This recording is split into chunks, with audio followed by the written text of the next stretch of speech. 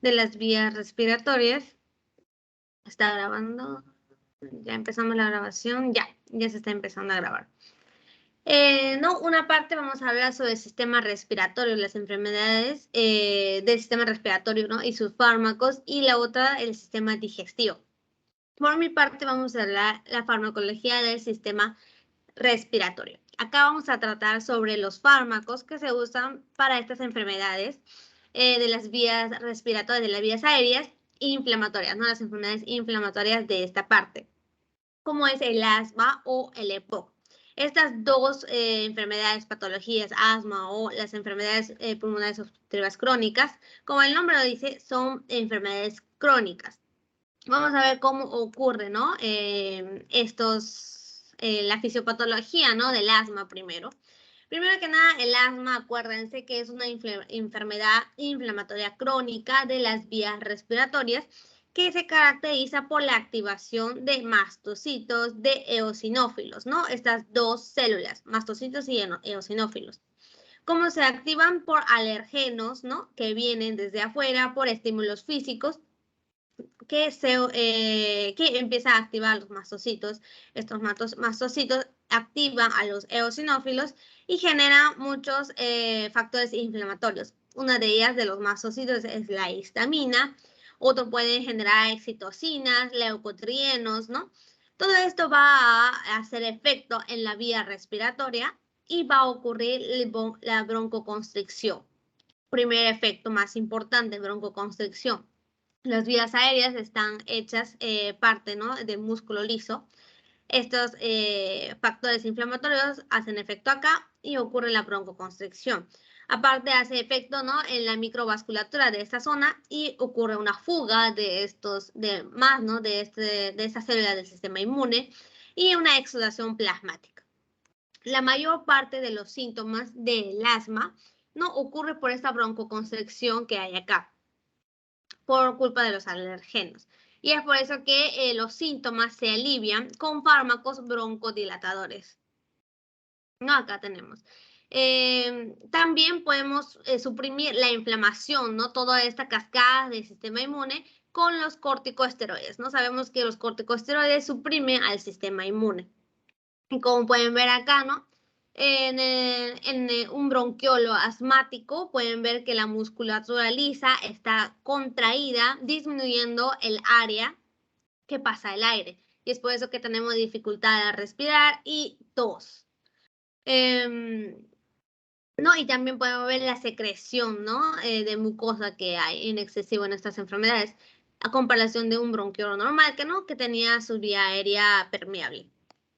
Tenemos otra enfermedad acá, que vamos a hablar de las enfermedades pulmonares obstructivas crónicas, ¿no? El famoso EPOC. Tenemos dos tipos acá, la bronquitis crónica o el enfisema. En general, ¿no? Así como vimos, ¿no? Que en el asma se activan los mastocitos eosinófilos, en el caso de el EPOC, más que nada va a activarse los neutrófilos, los macrófagos, los linfocitos T citotóxicos o los linfocitos T auxiliadores de tipo 17. ¿No? La inflamación que ocurre acá afecta de manera predominante en las vías aéreas de pequeño calibre, ¿no? En los bronquiolos, y da origen al estrechamiento, ¿no? Otra vez acá va a haber contracción de los músculos lisos. Y ocurre una fibrosis progresiva, ¿no? A comparación del asma, estas enfermedades pulmonares obstructivas crónicas van a ser progresivas, o sea, va a avanzar cada vez más la enfermedad y no hay retorno. No va a ocurrir fibrosis en las vías aéreas, disminuyendo cada vez más el pase de aire, ¿no? O también puede haber una destrucción del parénquima pulmonar, ¿no? Destruyendo acá las paredes de los alveolos, que también ocurre en este caso en el enfisema. Los broncodilatadores lo que hace es reducir el atrapamiento de aire, dilatando las vías periféricas, ¿no? Acá en la enfermedad de EPOC, lo que ocurre es un atrapamiento de aire, o sea, va a disminuir la expiración, o sea, va a dificultar la expiración, no la inspiración, o sea, podemos inspirar, digamos, normal, pero no podemos expirar y por lo tanto va a haber una hiperinflación acá, un atrapamiento de aire, y lo que nos hace los broncodilatadores es reducir esto, ¿no? Y también podemos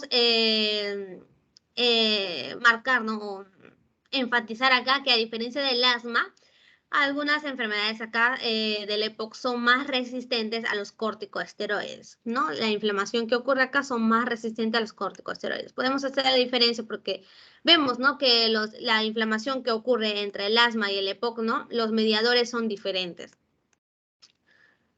Ya. Eso fue una breve introducción, ¿no? De las enfermedades que vamos a ver hoy. Y la clasificación, ¿no? De los broncodilatadores o de los fármacos que se usan en estas enfermedades. Primero que nada, como ya lo hemos mencionado varias veces, el más efectivo y el más usado también van a ser los broncodilatadores, ¿no? Y para eso, acordémonos que en la vía respiratoria, ¿no? En el músculo liso, había receptores beta 2. ¿No? Estos receptores beta 2 cuando se activaban nos broncodilataban, ¿no? Acuérdense, nos relajaba el músculo liso. No, acá teníamos el albuterol, terbutalina, salmeterol, formoterol, isoprotenerol. Estos beta 2 agonistas se usan para dilatar la vía aérea, ¿no? Dilatar los músculos. También podemos usar un antimuscarínico, ¿no? El sistema contrario, ¿no? Del sistema adrenérgico tenemos al sistema parasimpático, ¿no? Que tenía sus receptores M3 en las vías respiratorias. Si antagonizamos esto, nos va a generar dilatación, ¿no? De los músculos lisos. Acá el que más se usa y el que todos conocemos, ¿no? Que tenemos que conocer es el bromuro de hipratropio. Y hay otro broncodilatador que es la metilsantina, ¿no? La teofilina también es usado como un broncodilatador. Más antiguo, no se usa desde hace mucho, pero ya se está cada vez más disminuyendo su uso. Ya. También tenemos los inhibidores de leucotrienos, ¿no? Acá está haciendo efecto directamente, ¿no? En el sistema inmune para disminuir la inflamación. Tenemos los antagonistas de receptores de los leucotrienos en sí, o sea que antagonizan directamente a los leucotrienos. Tenemos al safirlucas, montelukast y los inhibidores de lipoxigenasa, ¿no? Que son las enzimas que generaban los leucotrienos, ¿no? Acá tenemos el sileutón, dos tipos. Y después directamente que inhibe la inflamación, ¿no? Primero el glucocorticoide, que también tiene que ver con la inhibición del sistema inmune, ¿no? La prednisona, la fluticasona. Y los que inhiben la granulación de las células mastocitos, ¿no? Los mastocitos son los que se activan por la inmunoglobulina E. Y lo que han hecho es crear un anticuerpo monoclonal, la omalizumab, para antagonizar a estos receptores a estos inmunoglobulina E y así que no haya la cascada, ¿no? De inflamación o de alergia. Ya. Y bueno, acá un recordatorio, ¿no? De lo que ya mencionamos muchas veces, ¿no? El sistema simpático y el sistema parasimpático. Acá vamos a ver dos fármacos muy importantes, ¿no? Que tiene que ver con el sistema simpático, que relajaban los bronquios, ¿no? Agonizamos con los agonistas beta 2 a los bronquios y acá en el sistema parasimpático hacía lo contrario, ¿no? Contraía los bronquios y es por eso que vamos a usar un antagonista, ¿no? De este sistema, que es el bromuro de hipratropio. Muy importante estos dos, básicamente. Ya. Para la administración, ¿no? Ahora vamos a hablar de la administración de estos fármacos. No lo vamos a dar vía oral, casi ninguno de los fármacos. O sea, casi nada. O más que nada su forma de administración más efectiva se ha probado que son por vía inhalatoria, ¿no? Directamente, porque va a hacer un efecto más directo. Ustedes pueden ya imaginarse, ¿no? Si uno es darlo por vía oral, que pase por todo el tracto digestivo, ¿no? Que acá se metabolice por el hígado y luego se vaya a la circulación sistémica. Y lo otro es directamente inhalándolo y que vaya a las vías respiratorias. No, si comparan estas dos vías, obviamente que las vías respiratorias van a ser más inmediato y con menos riesgo de efectos secundarios sistémicos. ¿Cómo es esto? Que cuando se da por vía inhalatoria, ¿no? El 10 al 20% va a ser inhalado y va a hacer efecto en los pulmones directamente, que es lo suficiente. Y poco de esto se van a ir al sistema que va a ser ingerido y que va a hacer efecto en el sistema circulatorio. En cambio, ¿no? Cuando ya se administra por vía oral, directamente va a hacer efecto en el sistema circulatorio y poder ocasionar algunos efectos adversos. No, como dice acá, el inicio de acción es más rápida a comparación de la vía oral y es por eso que es mejor administrarlo por vía inhalatoria. Y ya. No, acá dice, ¿no? Que 2 miligramos de salbutamol, que es un beta-2 agonista, por vía oral, se equivale a 200 microgramos de salbutamol por vía inhalatoria, ¿no? Esto nos dice que necesitamos solo un poquito, que es muy mínimo la cantidad, ¿no? Por vía inhalatoria. En cambio, si es que la administramos por vía oral, se va a necesitar mucho más para que haga un efecto que nosotros deseamos, ¿no? Y así, con poquita dosis por vía inhalatoria, hace efecto directamente en los pulmones y deja mucho menos, ¿no? De fármacos para que actúe en el sistema circulatorio general. Ya, ¿no? La maquinita, ¿no? Que usamos acá se llama espaciadores, ¿no? Los efectos positivos que generan los espaciadores. Ya. Ahora empezamos ya con los fármacos en sí, ¿no? Primero vamos a hablar de los beta agonistas, ¿no? Básicamente vamos a usar los beta-2 agonistas, ¿no? Tratando de evitar a que haga efecto en el receptor beta-1, que está básicamente en el corazón, ¿no?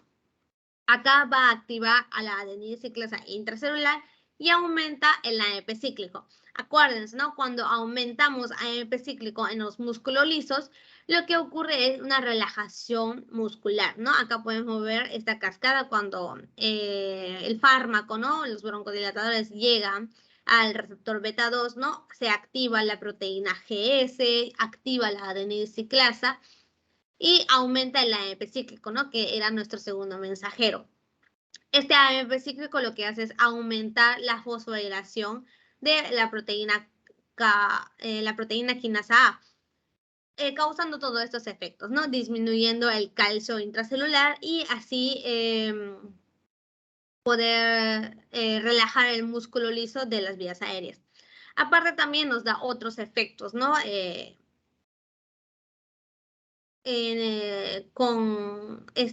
Activando al receptor beta-2, nos disminuye el edema, ¿no? de esta vía, ¿no? Disminuyendo la inflamación, impide la liberación de mediadores por los mastocitos, ¿no? Que eran las células que se activaban en el asma, ¿no? Por eso que nada, tenemos dos tipos de fármacos, o tenemos esta forma de clasificación, ¿no? De los broncodilatadores, ¿no? Que es los beta-2 agonistas, que es por su tiempo de acción, ¿no? Los que tienen corta su tiempo de acción, ¿no? Se llaman los SABAs o de acción corta, ¿no?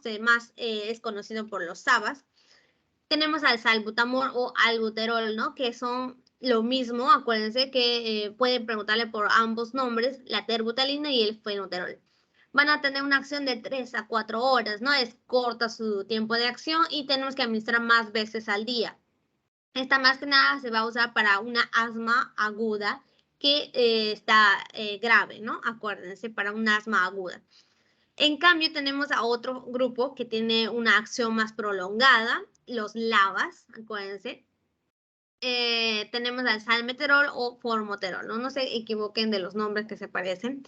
Su tiempo de acción es más de 12 horas, ¿no? Nosotros solo necesitamos administrar máximo 2 veces al día. Acá más se usa para el control del asma o para el tratamiento para la enfermedad obstructiva crónica, ¿no? La enfermedad pulmonar obstructiva crónica. Ok. Hay otros, ¿no? Que son de acciones más largas, ¿no? Que duran más de 24 horas, que acá no lo vamos a mencionar. Pero lo más común es tratar a estas enfermedades, ¿no? El asma o el EPOC con inhaladores combinados, ¿no? ¿Qué es esto? Los LABAs, ¿no? Los beta-2 agonistas de acción prolongada, los LABAs, con los corticoesteroides. ¿no? Acá combinamos estos dos fármacos para que hagan una acción sinérgica que se complementan entre sí, ¿no? Uno nos broncodilata, nos dilata los músculos lisos y el otro nos inhibe la inflamación, ¿no? Nos inhibe el sistema inmune, ¿no? Hace una acción sinérgica. Se usa para el tratamiento de asma persistente, ¿no? Ya para el control y para la enfermedad pulmonar obstructiva crónica, ¿no? Es lo que más se usa. Segundo grupo de fármaco, las santinas o las metilsantinas, ¿no? Esta, como la teofilina, ¿no? El principal fármaco que se usa en este grupo, están relacionados con la cafeína también, ¿no? Son los que activan el sistema simpático. Se ha usado, ¿no? Para el tratamiento del asma desde el 1930 y es un fármaco relativamente antiguo. Y se usa todavía hasta ahora porque es un fármaco más barato que los demás, sobre todo en los países en desarrollo. Ya, acá lo que va a hacer su mecanismo de acción es inhibir esta, ¿cómo se llama? Esta enzima, ¿no? Que degradaba el AMP cíclico, ¿no? Las metilsantinas actúan directamente acá, inhibiendo a la fosfodiesterasa y aumentando el AMP cíclico intracelular, así al igual que los beta-2 agonistas. Ya, y sí, aumenta la proteína quinasa A, ¿no? Y hacen todas estas cascadas, al igual que el otro esquema. No, aparte también tiene otros efectos de la metilsantina, ¿no? Como antagonizar los receptores de adenosina, ¿no? Esta adenosina es un broncoconstrictora, ¿no? Es una molécula broncoconstrictora de las vías aéreas en los pacientes asmáticos, ¿no? Liberando histamina y leucotrienos, ¿no? Que eran las sustancias que generaban, ¿no? Los mastocitos, los eosinófilos. Y la adenosina, y las antinas lo que hace es antagonizar a estos receptores de adenosina, ¿no? Otro efecto broncodilatador que tiene. Y libera más la interleucina 10. La interleucina 10 es un antiinflamatorio, ¿no? De amplio espectro. Y hay una evidencia, ¿no? Que se reduce en la patología que es el asma, estas interleucina 10. Y lo que hacen las metilsantinas o la teofilina, en este caso, va a ser aumentar la liberación de estas interleucina 10. Y ya. Acá vamos a ver que las antinas, la teofilina nos da todos estos efectos buenos, ¿no? Antiinflamatorios, ¿no? Disminuye la cantidad de muchas células inflamatorias como el eosinófilo, ¿no? Que actúa más en el asma, los mastocitos, ¿no? Disminuye los mediadores de los mastocitos, ¿no? Que se aumentaba en el asma. Y también disminuye las citocinas que es segregado por los macrófagos, ¿no? Que aumentaba en la enfermedad pulmonar obstructiva crónica. No tiene sentido todo. Y también disminuye algunos linfocitos T, que hacían efecto en ambas patologías, ¿no? Los linfocitos T también se activaban en el asma y en el EPOC. Acá dice que los músculos lisos van a hacer dilatación de los músculos lisos, ¿no? De estas vías respiratorias y disminuye la fuga, ¿no? A partir de los vasos sanguíneos, pero su efecto adverso, acuérdense, que tiene una dosis terapéutica muy diminuta, muy poquita. Su dosis terapéutica va a ser de 10 a 20 microgramos por mililitro, que es demasiado poco. Y es por eso que a los pacientes que se le va a administrar la teofilina, se tiene que hacer un control siempre, ¿no? Vigilando que no tenga efectos sistémicos, ¿no? Como el mareo, vómitos, convulsiones o arritmias, que pueden ser causados por la teofilina. Cuando se pasa, ¿no? De estos 20 microgramos por mililitro. Y ya. No es el último. Otro, ¿no? Broncodilatador, que es muy efectivo en la enfermedad pulmonar obstructiva crónica, es los antimuscarínicos. Dentro de el que se va a aprender, ustedes van a hacer el bromuro de hipertropio, ¿ok? El bromuro de hipertropio. Esto va a ocurrir broncodilatación y la disminución de la secreción de moco por las vías respiratorias. Los efectos de acetilcolina, ¿no? En el sistema respiratorio va a ser la secreción de mucosidad, ¿no? Por la tráquea, por los bronquios, y la broncoconstricción, ¿no? La acetilcolina hacía esto en las vías aéreas. Y antagonizando, ¿no? A esta acetilcolina, lo que vamos a generar es todo lo contrario. Ya. Acá nos vamos a ver que activa, ¿no? La vía del receptor muscarínico tipo 3, ¿no? Activando el GQ y haciendo toda esta cascada que dilataba a los músculos lisos, y también acá el bromuro de hipratropio va a hacer directamente efecto en los epitelios de las vías aéreas, disminuyendo la secreción de mucosidad, ¿no? Acá disminuyendo la secreción de mucosidad a través de las glándulas mucosas. Ya. En los pacientes asmáticos, como siempre se tiene que recalcar, el beta-2 agonista, ¿no? Es el mejor broncodilatador. Ya los pacientes que no hacen efecto, ¿no? Con estos broncodilatadores beta-2 agonistas, se le agrega el bromuro de hipatropio para que haga su acción sinérgica. Sin embargo, en los pacientes con EPOC tiene más eficacia, se ha demostrado que tiene más eficacia este bromuro de hipatropio que el antagonista beta-2, ¿no? Justamente porque el bromuro de hipatropio hace efecto en el nervio vago, bueno, disminuyendo el tono vagal. En los pacientes normales, ¿no? Que no tienen EPOC, su nervio vago va a estar normal, ¿no? Va a estar activado normal. En cambio, cuando tiene enfermedad del EPOC, va a haber una constricción intensa, o sea, va a aumentar el tono vagal y va a broncoconstreñir, ¿no? Disminuye el área. Esto ocurre en los pacientes con EPOC. En cambio, el antimuscarínico, como directamente actúa inhibiendo el tono vagal, esta constricción va a ser menos. No, por eso es más eficaz en los pacientes con enfermedad pulmonar obstructiva crónica. No, acá dice que los fármacos anticolinérgicos como el bromuro de hipratropio mejoran la tolerancia al esfuerzo en pacientes con EPOC, ¿no? Acuérdense que y reducen el atrapamiento de aire, ¿no? Acuérdense que el EPOC, su fisiopatología se basa en que disminuye la expiración y que ocurre un atrapamiento de aire, ¿no? No tenemos fuerza suficiente como para botar todo el aire que habíamos inspirado, y así ocurre una hiperinflación.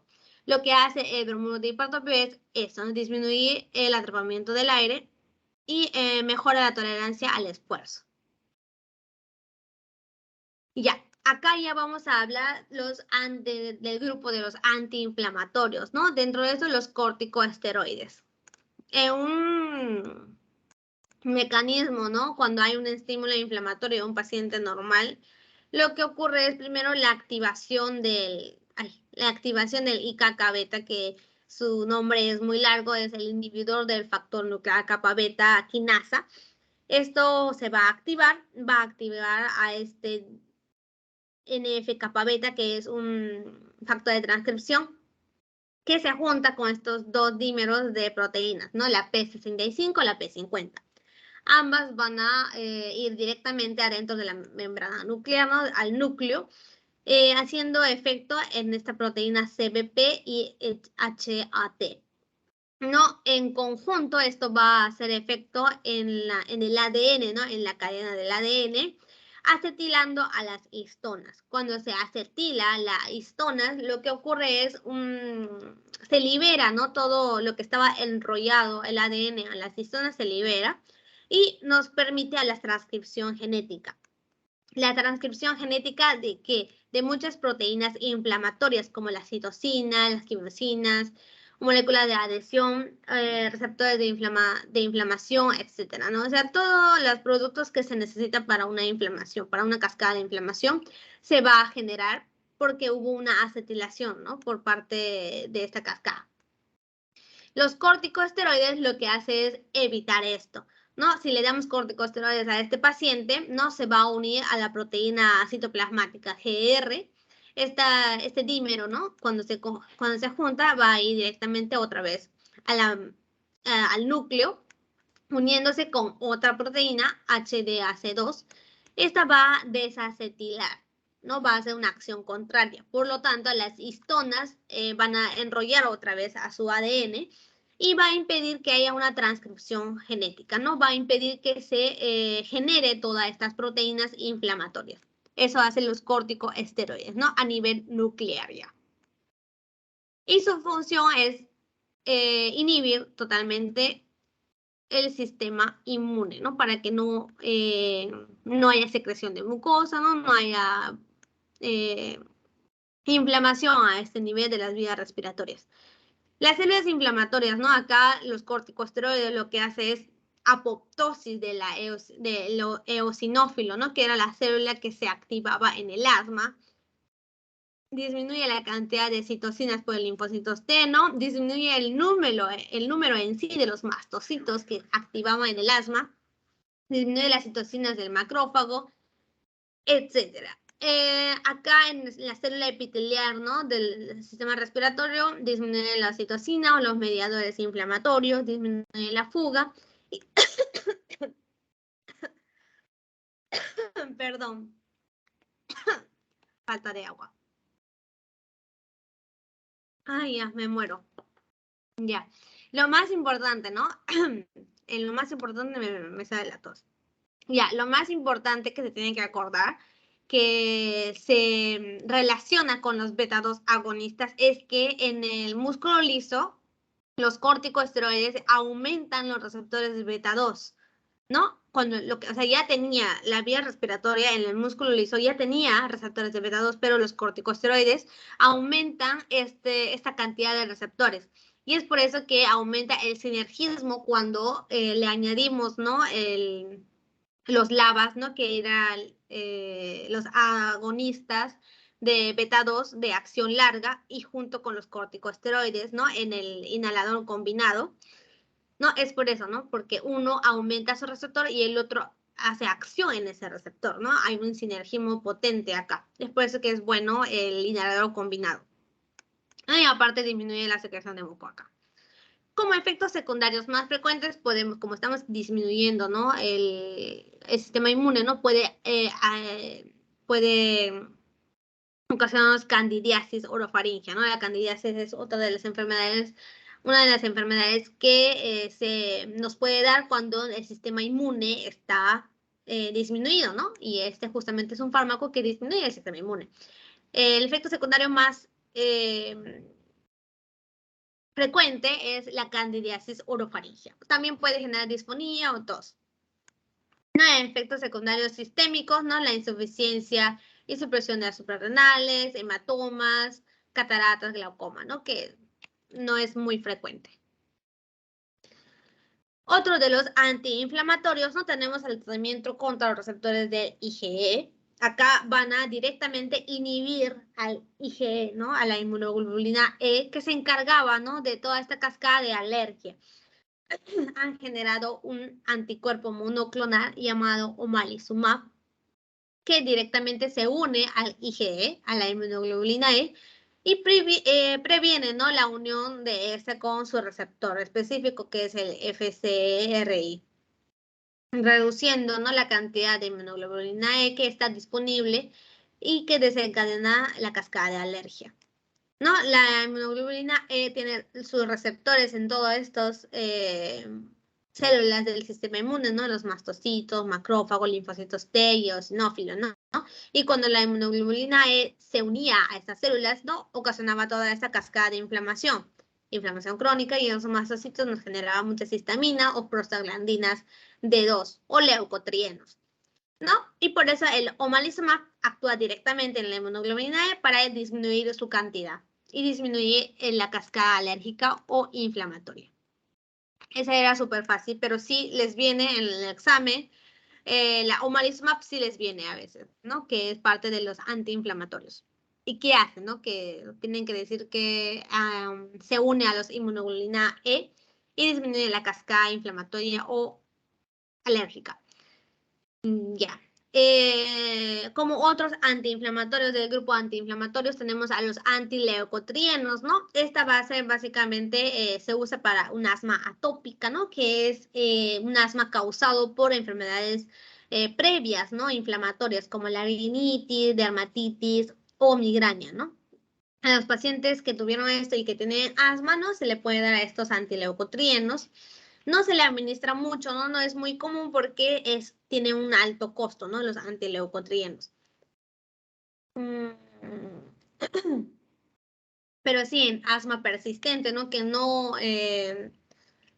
funcionan, ¿no? Los beta-2 agonistas ni el bromuro de hipatopio, sí, ahí sí se les da.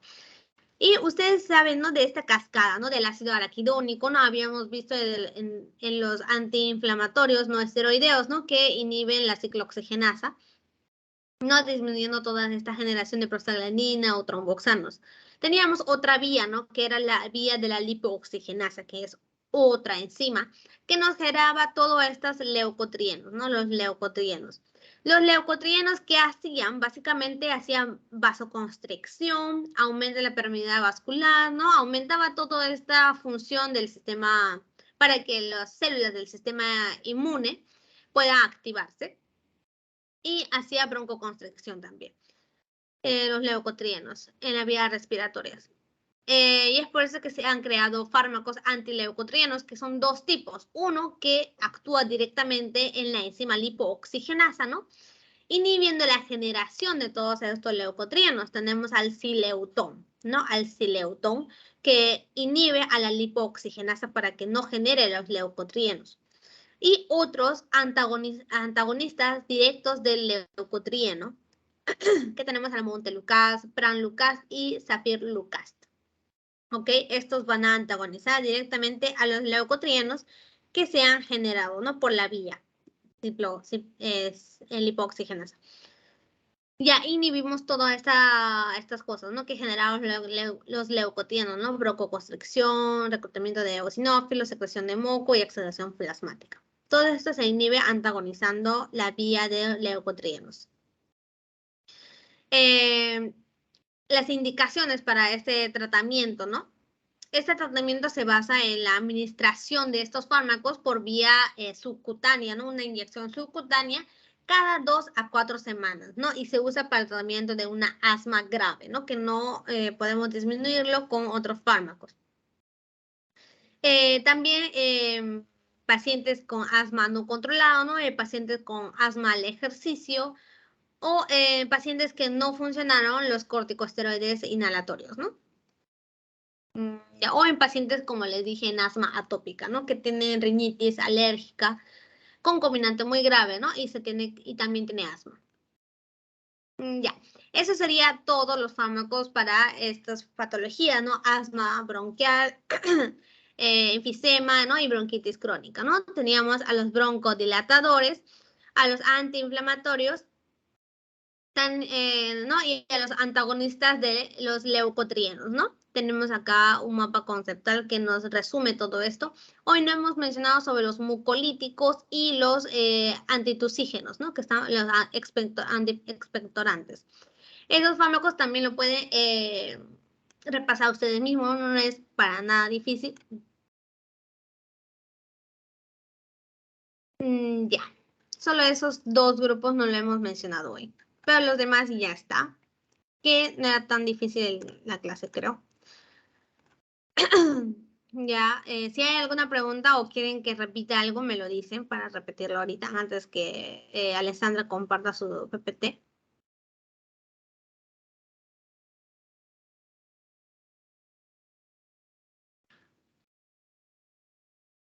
Ah, ya.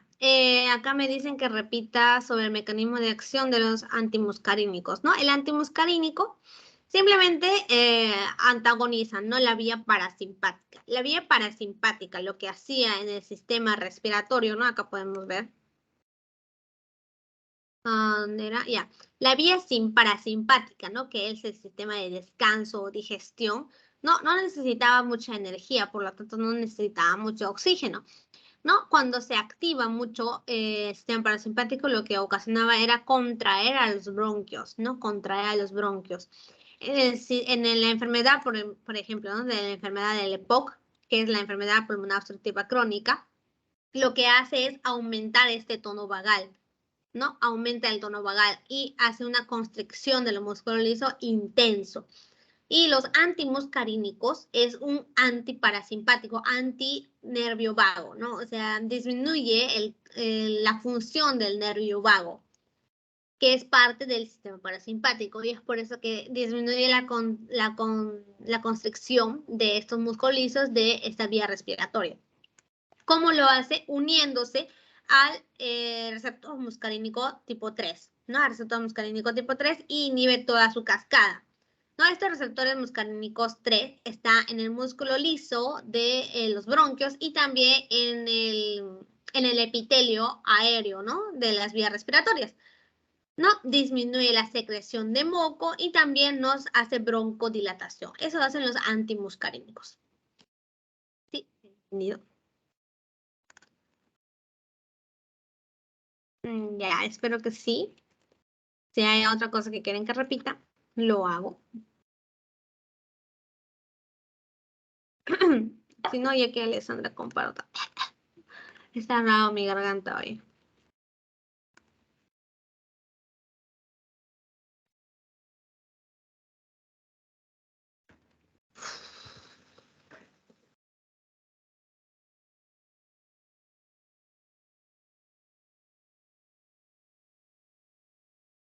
Ya, tenga unos 5 minutos de receso.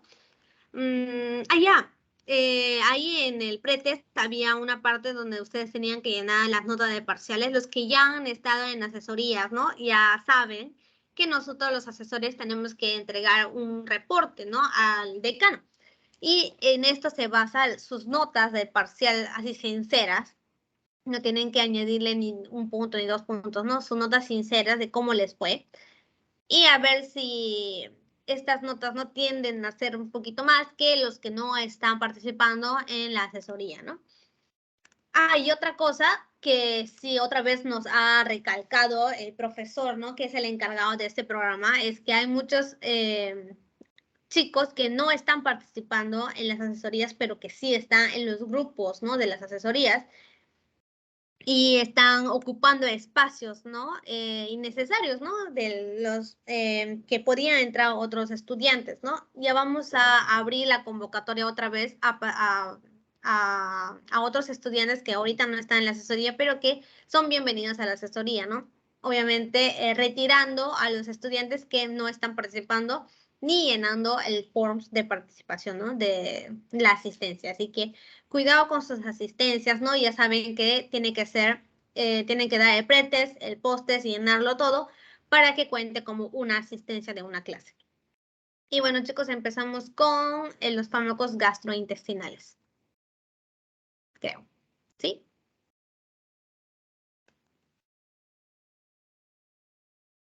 Y no se olviden de poner por eso la nota del parcial, ¿no? Para poder hacer el reporte, please. No se olviden. Ya, empezamos entonces. Buenos días, chicos. Van a disculpar la tardanza. Pero ya, vamos a hacer la clase un poquito más entendible, ¿ya? Primero vamos a hablar de farmacología, un poquito de la fisiología, ¿no? Qué células tenemos ahí, qué secretan, qué no secretan y qué estimulan, básicamente, ¿ya? Entonces, los fármacos que nosotros vamos a usar para lo que es el sistema gastrointestinal, vamos a enfocarlo en 3 objetivos, por así decirlo, o en 3 puntos, algo así. Entonces, primero vamos a hablar sobre qué tratamientos podemos emplear para las enfermedades que se relacionan con la secreción gástrica, ¿ya? Entonces, hay pacientes que vienen en la clínica y dicen, no, me duele el epigastrio, la boca del estómago. Entonces, vamos a ver qué fármacos vamos a recetarle al paciente para disminuir esos malestares, ¿no? Otros fármacos que vamos a hablar esta clase van a ser los tratamientos que se usan para la motilidad intestinal. Hay veces en donde se requiere que se aumente la fuerza de motilidad o el peristaltismo, ¿no? Y finalmente vamos a pasar a lo que son el tratamiento del estreñimiento, ¿no? El cual son los bien conocidos los laxantes, ¿no?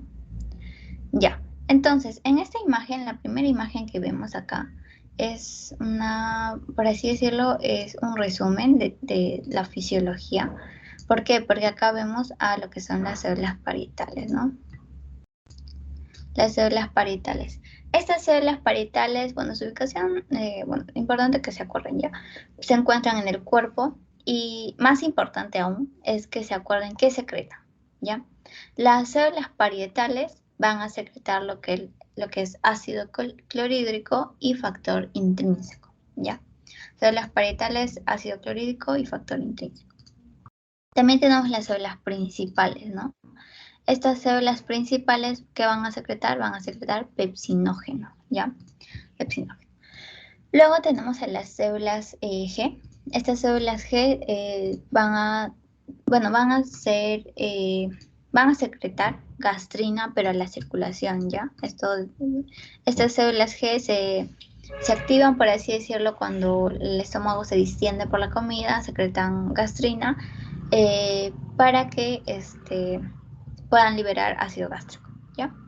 Y también tenemos células mucosas, ¿no? Que van a proteger la mucosa del estómago, lo cual secretan moco, ¿no? Ya, entonces, a ver, la siguiente. Entonces, ustedes saben que en nuestro cuerpo, en nuestro estómago, tenemos glándulas, ¿no? Y esas glándulas están conformadas por las células que ya les he mencionado. Entonces, básicamente estas células se van a encontrar, la mayoría se van a encontrar en el cuerpo, ¿no? En el cuerpo del estómago. Y una de ellas son las células parietales, ¿no? Estas células parietales, ¿qué pasa? Van a producir lo que es ácido y se bloquean para inhibirla, o bueno, si nosotros bloqueamos estas células parietales, se inhibe lo que es la secreción del ácido gástrico, ¿no? Y ahora, esta inhibición también se va a dar por múltiples, distintos mecanismos. Ya ahorita les voy a explicar. Ahora, las células G que les mencionaba, estas células G se estimulan, pero por la distensión de la comida, ¿no? El estómago se distiende, entonces recién se estimulan estas células G. Estas células G, ¿qué pasa? Van a secretar lo que es gastrina y van a estimular a la célula parietal, ¿no? La célula parietal que usualmente está a su costado. Entonces, produce gastrina, estimula la célula parietal y también produce ácido, ¿no? Por eso la célula G y la gastrina es la más importante, la que más funciones tiene. Ya, y entonces tenemos dos glándulas, ¿no? Tenemos las glándulas fúngicas y las glándulas pilóricas. Básicamente en las glándulas oxíntricas se encuentran lo que son las células parietales, las células Cromonfin-like, que van a secretar lo que es histamina, estimulan a la célula parietal y también vamos a encontrar células inhibidoras, ¿no? Como la célula D o la somatostatina. Ya. Esa es una intro pequeñita. Entonces, ahora sí, vamos a hablar de cómo se secreta ácido gástrico, cómo se lleva a cabo toda esta función, ¿no? Entonces, acuérdense que para el control de la secreción gástrica nosotros vamos a tener tres mediadores, ya, o tres controles, por así decirlo. Primero la parte neural, la parte hormonal y la parte paracrina, ¿ya? Entonces, nosotros tenemos, ¿no? Comemos, hay presencia de alimento en el estómago, entonces esta presencia de alimento va a estimular la secreción de ácido gástrico. Ahora, esta secreción de ácido gástrico se va a dar por la bomba hidrógeno-potasio TPasa, ya la bomba de hidrogeniones. En donde, ¿qué pasa en esta bomba? Va a salir hidrogeniones que en conjunto con el cloro que se difunde de forma por difusión, van a formar lo que es el ácido clorhídrico, ¿no? Entonces, este hidrógeno sale a la luz gástrica, se une al CO2 del agua, se une al ácido clorhídrico, no, al cloro, y también hay bicarbonato, ¿no? Entonces también van a formar lo que es bicarbonato. El bicarbonato, al igual que el cloro, también va a ingresar por difusión facilitada, ¿no? Entonces, ya se secretó ácido gástrico, luego viene bicarbonato, se forma lo que es la marea alcalina, ¿no? Y esta marea alcalina ya es después de la ingesta de alimentos. Entonces, ¿Cuáles son los estimulantes o cuáles son las fases para que se secrete ácido gástrico, ¿no? Que les decía, primero tenemos la parte neural, en donde está mediado por la acetilcolina, ¿no? Ustedes se acuerdan del sistema nervioso simpático, la acetilcolina tiene su receptor, el cual es el muscarínico, ¿no? Entonces, la acetilcolina estimula el receptor muscarínico 3 y así estimula lo que es la secreción de ácido gástrico, ¿no? Sale ácido gástrico. También la parte hormonal, aquí tenemos a nuestras células G, ya nuestras células G. Estas células G van a secretar gastrina a la circulación sanguínea, ya secretan gastrina a la circulación sanguínea. Y mediante el receptor de colecistoquinina 2, el receptor de colecistoquinina 2 se une y también esta colecistoquinina 2 se encuentra en la célula parietal. Ya todo este verdecito que ven es la célula parietal. Entonces, la célula gástrica secreta gastrina a la circulación sanguínea. Esta célula parietal tiene su receptor, ¿no?, de colecistoquinina. Entonces, la gastrina se va a unir al receptor de colecistoquinina y así estimula, además de estimular a la célula parietal, hace que se produzca ácido gástrico, ¿ya? Y finalmente tenemos el control paracrino, en donde aquí tenemos a las células enterocromafin-like, ¿ya? Estas enterocromafin-like. Estas van a secretar histamina, ¿ya? También se encuentran al costado de las células parietales. Y las células parietales también tienen su receptor de histamina. ¿Cuál es el receptor de histamina? El H2, ¿no? Entonces, secreta histamina de la célula enterocromafin-like, se une con el receptor de histamina y secreta ácido gástrico, ¿ya? Ácido gástrico. Ahora, también tenemos células inhibitorias, ¿no?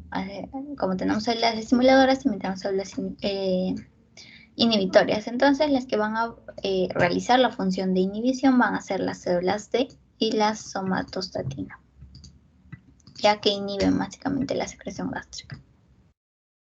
Ya, y ahora, todo esto no pasa por separado, ya todo esto pasa en conjunto, así como si fuera todo en uno.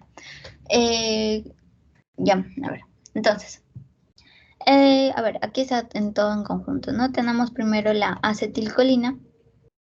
Esta acetilcolina se estimula la secreción de gastrina, también de histamina, ya, ambas. La acetilcolina va a estimular la secreción de gastrina y de histamina. ¿Por qué? Porque va a tener efectos sobre los receptores muscarínicos, ¿no? La gastrina, que es el más importante, es un neurotransmisor, ¿no?, que va a ser secretado, se secreta a la circulación sanguínea, se une con el receptor de gastrina, el cual es la colecistoquinina, o sea, se comparte, ¿no?, la célula parietal comparte este receptor, activan los canales de calcio y activan también las bombas de protón, ¿no? Al activar la bomba de protón, ¿qué pasa? Secretan ácido gástrico. Bueno, hidrogeniones, ¿no?, la secreción gástrica. Y finalmente tenemos la histamina, ¿no?, que se acopla a lo que son los receptores H2. Activan ¿quiénes secretan histamina? La enterocromafin-like, ¿no? Activan lo que es el AMP cíclico y también activan la bomba de protones. Ya, entonces en esta imagen está todo en conjunto. Esta es la célula D, que inhibe la secreción gástrica por la somatostatina. También puede inhibir a la enterocromafin-like. Esta enterocromafin-like tiene su receptor, ¿no?, de colecistoquinina 2 y también secreta lo que es...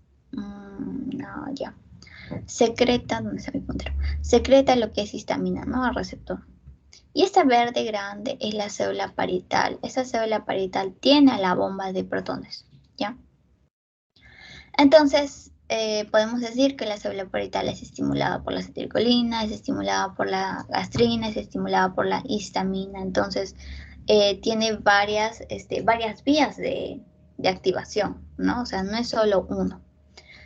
Y por ello, cuando vamos a hablar ya ahora del inhibidor de la bomba de protones, va a ser más potente. ¿Por qué? Porque ya inhibimos la parte final, ¿no?, y no una de las vías. Por ejemplo, si inhibimos inhibimos la enterocromafin light para que no secrete histamina, ¿qué va a pasar? Pueden haber otras dos vías, ¿no? La vía de la gastrina, la vía de la acetilcolina. Ya, ahora, no les confundo. Ahorita vamos a ver más. Entonces, ¿cómo es la farmacoterapia de la acidez gástrica? Entonces, acá tenemos en conjunto, ¿no? Cómo son nuestras células parietales, nuestras células epiteliales que secretan moco y bicarbonato, nuestras células G que van a secretar gastrina, nuestras células enterocromafin-like que van a secretar básicamente lo que es histamina, y las células parietales, ¿no? Que van a secretar este ácido gástrico. Aquí está la bomba de protones. Ahora, en esta imagen resumimos, ¿no? Todos los fármacos que antagonizan esta salida de este ácido gástrico, ¿no? Podemos tener antagonistas muscarínicos. Para el caso de las prostaglandinas, también se puede inhibir, ¿no? Con el misoprostol. Para inhibir exactamente a la bomba de protones, tenemos los fármacos inhibidores de la bomba de protones. Para inhibir solo los hidrogeniones, tenemos los antiácidos. En el caso de si el paciente está contagiado con Helicobacter pylori, también tiene su terapia, ¿no? Que contiene bismutol, tetraciclinas, o sea, antibióticos, metronidazol. Entonces, todo esto lo vamos a ver en cada uno de los fármacos, ¿ya? Entonces, primero tenemos los inhibidores de la bomba de protones, ¿ya? ¿Qué pasa acá en estos inhibidores de la bomba de protones? Ya tenemos básicamente un paciente que sufre de reflujo gastroesofágico, ¿no? Que quiere decir que esta secreción gástrica no se queda en el estómago, ¿no? Sino que pasa a lo que es el esófago. Ustedes saben que el pH del esófago, tanto del esófago como del estómago, es diferente. Entonces, esta secreción ácida va a alterar el epitelio del esófago, ¿no? Entonces ocurre lo que son las molestias, ¿no? El paciente va a venir, te va a decir, tengo dolor retroesternal, tengo acidez, tengo disfagia. Otro también puede ser por las úlceras, ¿no? Que se genere este dolor. Entonces, ¿qué pasa? Aquí tenemos nuestra célula parietal. Y la célula parietal normal, ¿no? Hace su función de secretar ácido gástrico, ¿no? Mediante la bomba de protones. Ahora, cuando el paciente consume inhibidores de la bomba de protones, que son estos aquí, lo que sucede, primero se absorbe, ¿ya? ¿Se acuerdan de farmacocinética? Se absorbe y llega a la circulación sanguínea. O sea, estos inhibidores de la bomba de protones tienen que llegar a la circulación sanguínea. No es que se quedan en el estómago y ahí actúan, no. Llegan a la circulación sanguínea, se distribuyen, pero su distribución es en el estómago. Se distribuyen en el estómago y de ahí otra vez salen a la luz, ¿no? A la luz intestinal o de la luz del estómago. Pero, ¿qué pasa o qué hacemos para que no regresen? Estos se activan formando una sulfenamida, sulfenamidas, ¿ya?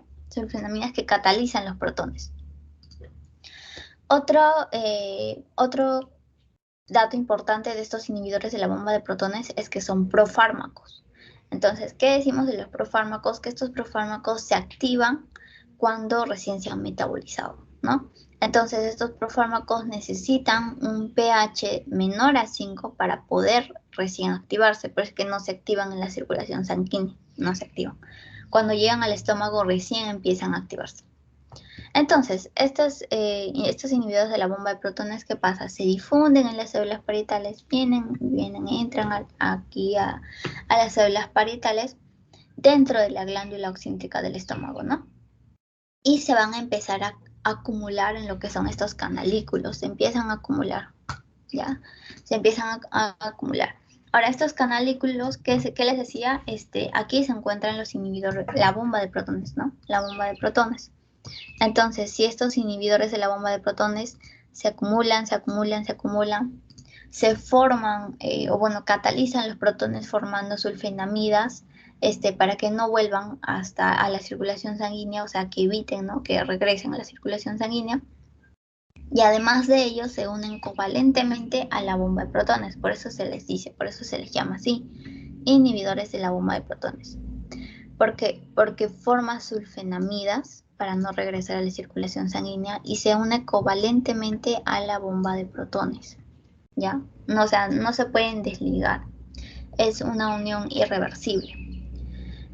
Y como forman sulfenamidas, también esta unión forma grupos sulfhidros para que no se puedan desprender de esta bomba hidrogenión potasio ATPasa, ¿no? Entonces, esta bomba de protones se encuentra en la luz de lo que es el canalículo, ¿no? En estos canalículos de la célula parietal. Y básicamente estos fármacos se le va a dar al paciente antes, unos 30 minutos antes de que empiece a comer, ¿ya? Y hay varios fármacos, ¿no?, que usamos. Yo creo que ustedes habrán escuchado del omeprazol, que es el más usado. Entonces, a ver, chicos, ¿sí se entendió? ¿O quieren que lo repita? Porque esta es pregunta de examen.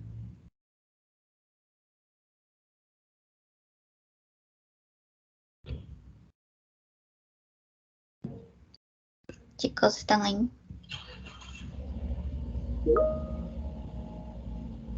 Ya, gracias, María. Entonces, acuérdense, ¿no? Tienen una unión irreversible mediante enlaces covalentes, forman lo que es grupos sulfhidros para que no se desliguen, y además que también se activan formando sulfenamidas para que se catalizan con los protones para evitar que lleguen a la circulación sanguínea, ¿no? Y así inhiben lo que es la secreción gástrica. Son los más potentes para inhibir la secreción gástrica. Entonces, un poco de farmacocinética. Se absorben y se activan en el ácido, ¿no? Un pH menor a 5, 30 minutos antes de las comidas. Básicamente pueden llegar también a absorberse en el intestino delgado.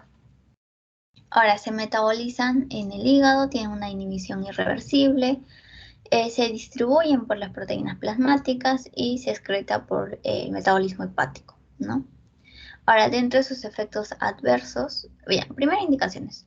¿Para qué usamos estos fármacos? Pueden ser para lo que son, primero, enfermedad de reflujo gastroesofágica, que les decía que el ácido gástrico se va hacia el esófago, hemorragias digestivas, tratamientos o erradicación del Helicobacter pylori, esofagitis, gastritis erosivas, para tratar o prevenir los daños en donde los pacientes consumen frecuentemente antiinflamatorios o AINES.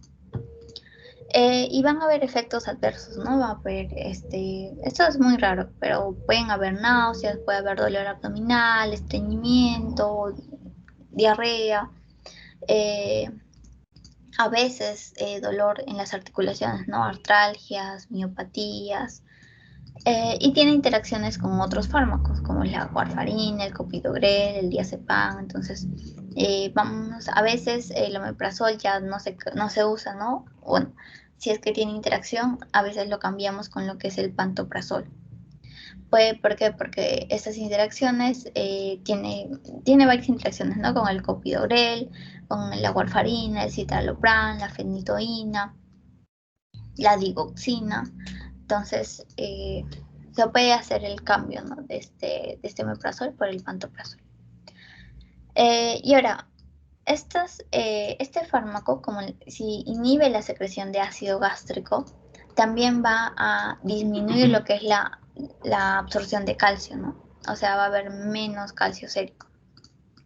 También, a nivel de la paratormona, aumenta la paratormona, y también hay un aumento de la resorción ósea. Entonces, ¿qué pasa a un uso crónico? claro, a un uso crónico, básicamente puede causarnos lo que es osteoporosis, ¿no? Porque hay menor absorción de calcio.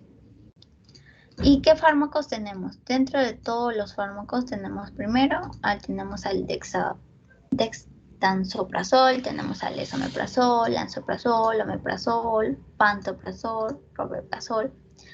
Y en este cuadro está el uso, ¿no? El que le damos puede ser para la enfermedad reflujo gastroesofágica, úlceras, erradicación del Helicobacter pylori o enfermedades, bueno, básicamente eso. Ya, entonces este es el fármaco que inhibe con más fuerza lo que es la bomba de protones. Ya. Ahora, otro fármaco que tenemos son los antagonistas del receptor de histamina, ¿ya? Estos antagonistas del receptor, ¿qué pasa? Compiten lo que es de manera reversible, aquí ya no es irreversible, sino que es irreversible con la histamina, ¿ya? Entonces, compiten con el receptor H2, ¿no? Para que la histamina no se una. Entonces, dentro de estos antagonistas del receptor de H2, el receptor de histamina, tenemos lo que es la cimetidina, ranitidina, famotidina, nicetidina. Creo que el más conocido es la ranitidina, ¿no? Ahora, estos van a suprimir la secreción gástrica, pero durante 24 horas, ¿no? En casi el 70% de los pacientes que lo consumen. ¿Qué quiere decir? Que esta unión les vuelvo a repetir, es reversible, no es irreversible como la bomba de protones. Ahora, se absorbe, se dan por vía oral, ¿no? Entonces, ¿qué pasa? Son menos potentes que los inhibidores de la bomba de protones. ¿Por qué? Porque yo les decía que si inhiben la vía de la histamina, tenemos otras dos vías más. Tenemos la vía de la gastrina y tenemos la vía de la acetilcolina, el cual va a seguir estimulando la producción de ácido gástrico, ¿no? Entonces, este fármaco o esta ranitidina pueden causar lo que es tolerancia y rebote, ¿no? O sea, suprimen la secreción del ácido gástrico por 24 horas, inhiben esta secreción gástrica, pero igual se sigue produciendo ácido gástrico, ¿no?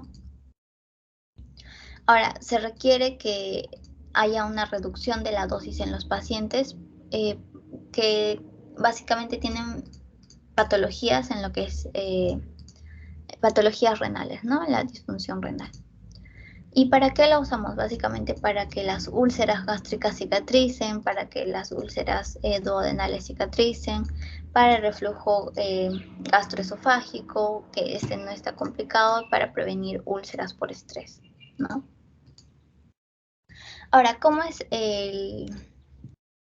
su parte de tolerancia y rebote? Entonces, cuando nosotros hablamos de los inhibidores de protones y antagonistas del receptor, cuando bloqueamos la secreción del ácido gástrico, el estómago dice, ¿no? Falta que yo produzca ácido gástrico, porque no estoy produciendo la misma cantidad.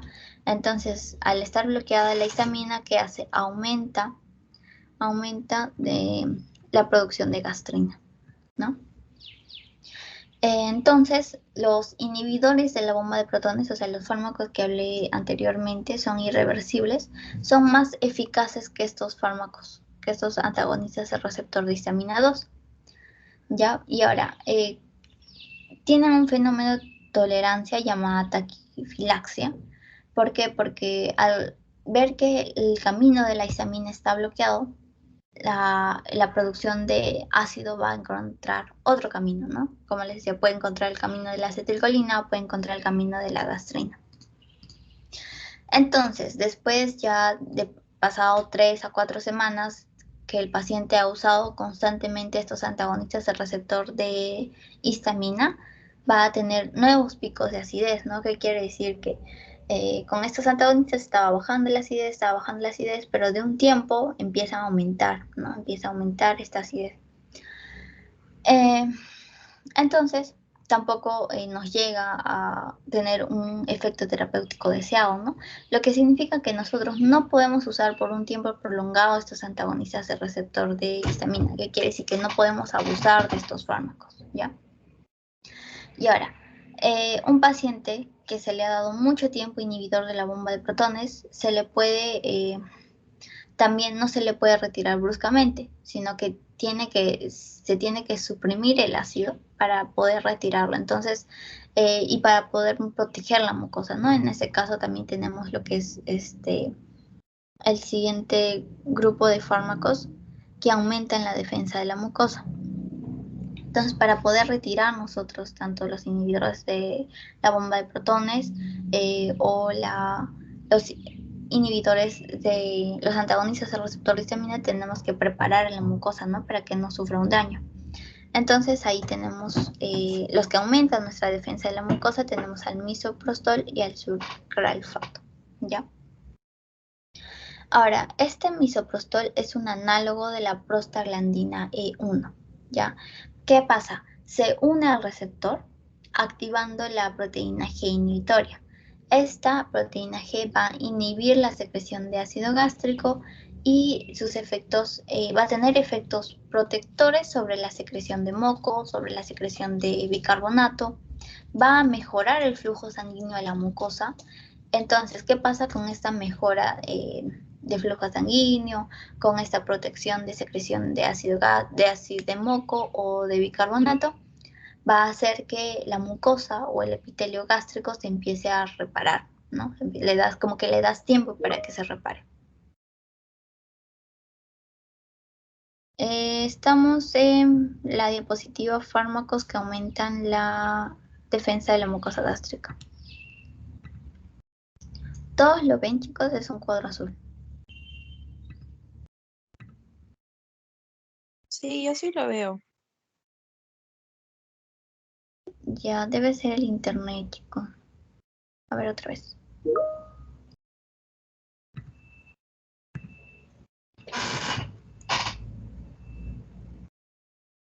Sí, estamos moviendo las diapositivas. Estamos en la diapositiva 9 ya. Ya. Ya, continuamos entonces, ¿ya? Entonces, ¿para qué podemos usar este misoprostol? Puede ser primero por pacientes que estén consumiendo AINES y lesionen su mucosa, ¿no? Ahora, esta lesión de los AINES estimulan también la vía de la proteína G inhibitoria, o sea, la vía inhibitoria de las prostaglandinas, y hay menos producción de moco. O sea, por eso los AINES causan esta lesión, ¿no? Porque ahí van a disminuir la producción de moco. Ahora, también puede reducir el AMP cíclico, disminuyen la secreción de ácido gástrico. Y dentro de sus efectos protectores, este misoprostol, así en conclusión, primero secreción de mucosa, secreción de bicarbonato y aumento del flujo sanguíneo de la mucosa. Ya acuérdense, chicos. ¿Cómo protegemos la mucosa o cómo protege la mucosa el misoprostol? Aumentando la secreción de moco, aumentando la secreción de bicarbonato para neutralizar el ácido, ¿no? Y aumentando el flujo sanguíneo para que la mucosa se empiece a reparar. ¿Ya?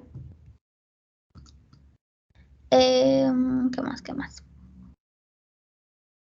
Eso es todo con el misoprostol. A veces nos puede causar efectos secundarios, ¿no? Como diarrea, calambres. Incrementa ahora el misoprostol, no sé si le suena,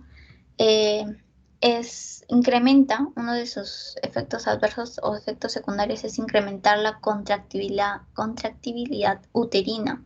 Entonces el misoprostol puede producir abortos, ¿no? Ya. Ahora el sucralfato. Ya. Este sucralfato va a inhibir la hidrólisis de proteínas de la mucosa mediante la pepsina, ¿no? Se activa a un pH menor a 4, en donde va a producir como que un polímero viscoso que se va a adherir o que va a abrazar a las células epiteliales, ¿no? Al abrazar a las células epiteliales, también va a abrazar a los cráteres que forman estas úlceras, ¿no? Es como una goma, forma una goma que se va a pegar a las úlceras, ¿no? Y esto nos va a durar más o menos unas 6 horas. Durante este tiempo de 6 horas va a producir localmente, o sea, en el estómago, en estas células parietales, localmente produce lo que es la prostaglandina y factores de crecimiento epidérmico. ¿Ya? Entonces, así también reparamos la mucosa, es un defensor de la mucosa. Indicaciones de este sucralfato es que debe tomarse con el estómago vacío, sin comer nada. Y un gramo puede ser de 4 hasta 2 veces al día, ¿no? De 2 a 4 veces al día. Entonces, ¿para qué usamos este sucralfato? Primero, profilaxis de las úlceras, para que las úlceras se empiecen a curar. Gastropatías por reflujo biliar. Y dentro de sus efectos adversos pueden haber estreñimiento, riesgo de toxicidad por aluminio, por su misma composición, ¿no? Y puede inhibir la absorción de otros medicamentos, ¿no? Como el ketonazol, la digoxina, la fenitoína. Ya, entonces estos dos fármacos protegen a nuestra mucosa, o hacen que se regenere nuestra mucosa. Y ambos se puede usar para lo que es la profilaxis de úlcera, ¿no? Como la úlcera es una herida que va destruyendo la mucosa, estos tanto efecto local como efecto en todo el estómago aumentan la defensa de la mucosa, ¿no? Ya, bien, siguiente diapositiva. Espero que ahora sí se vea. Ya, en estos fármacos tenemos los antiácidos.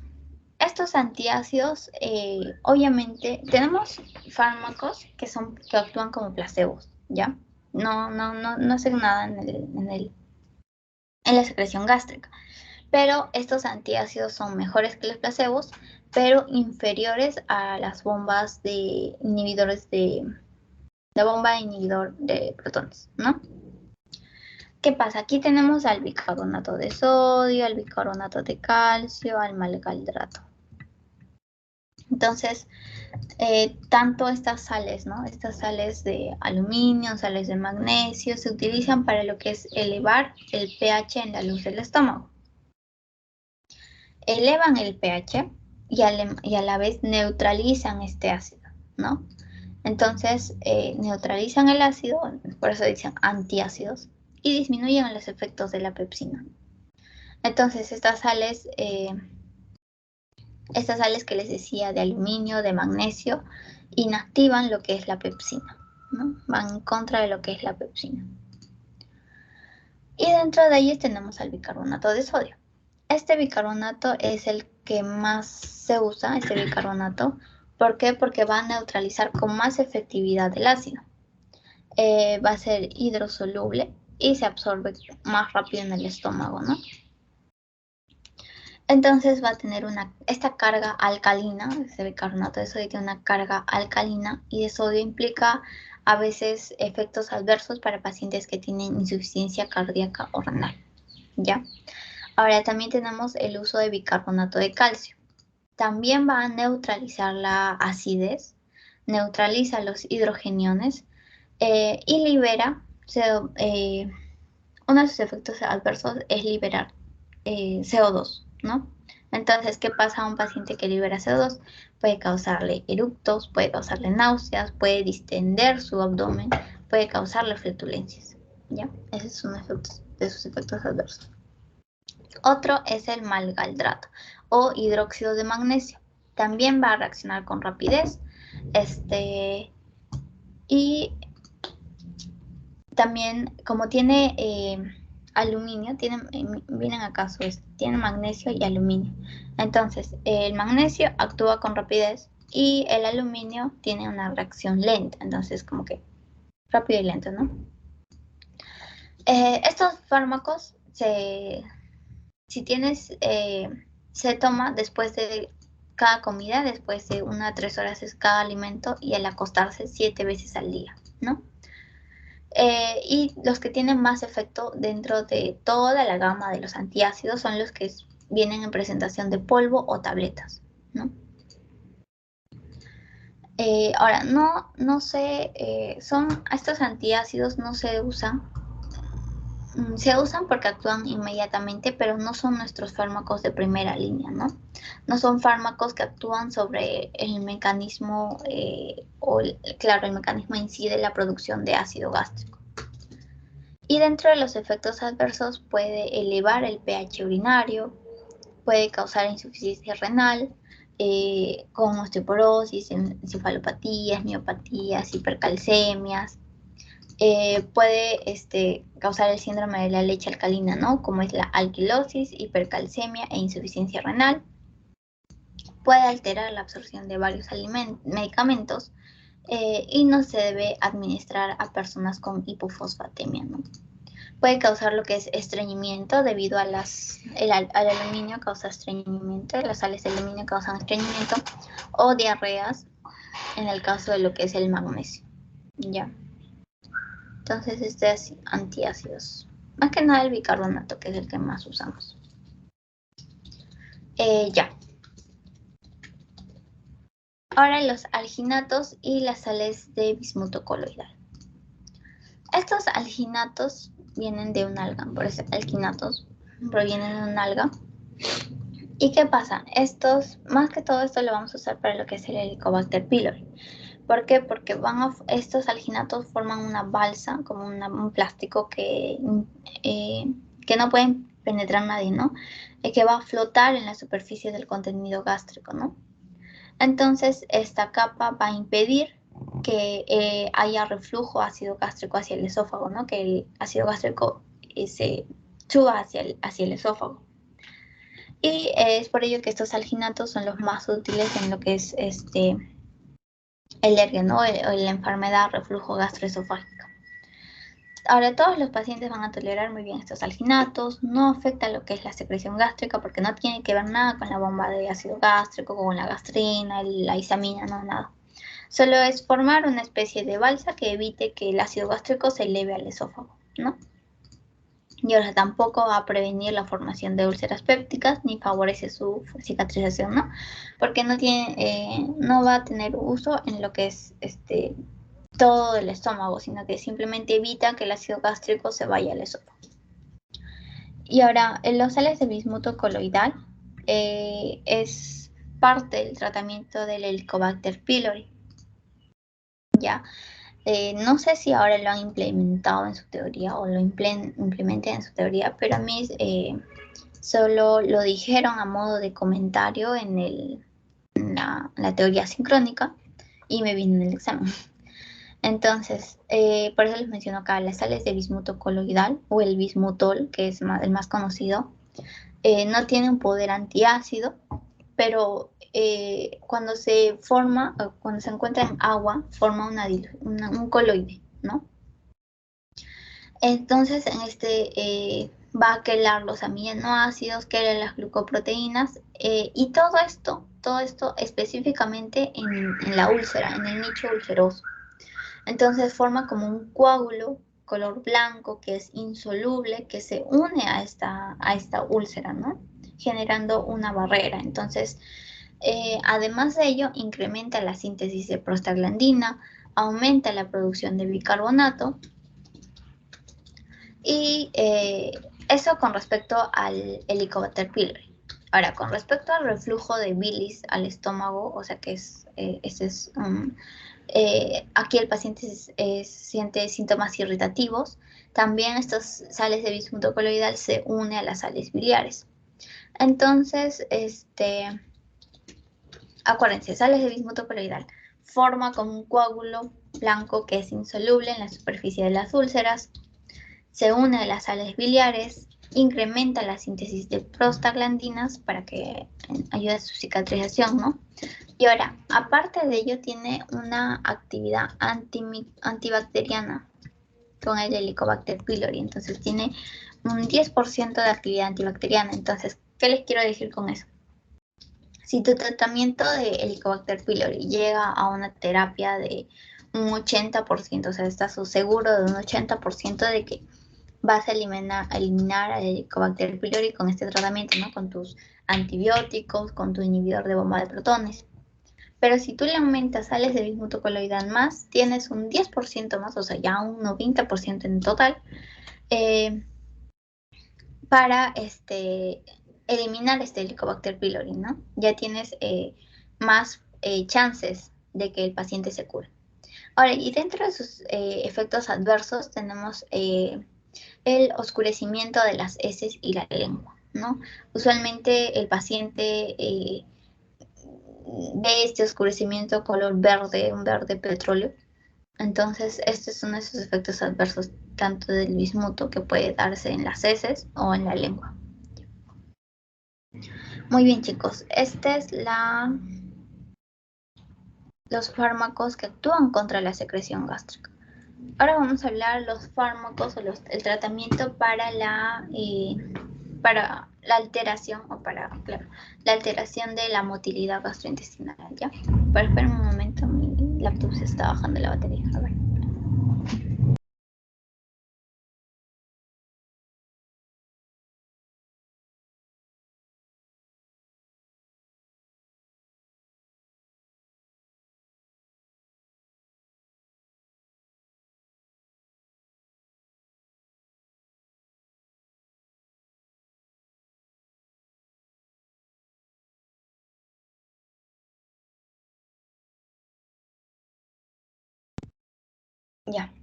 Ya chicos.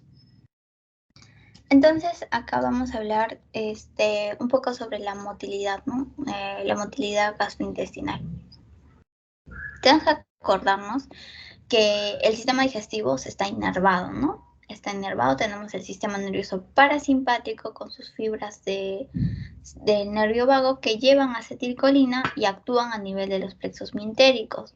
Ustedes se acuerdan que todo el estómago, todo el sistema gastrointestinal está inervado por estos plexos, ¿no? Tanto el plexo mintérico.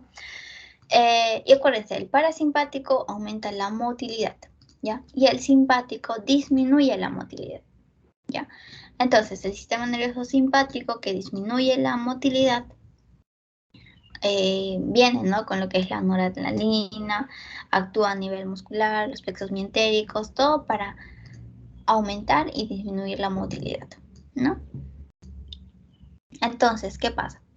La acetilcolina llega al plexo mintérico, lo estimula, pero también estimula el plexo submucoso, ¿no?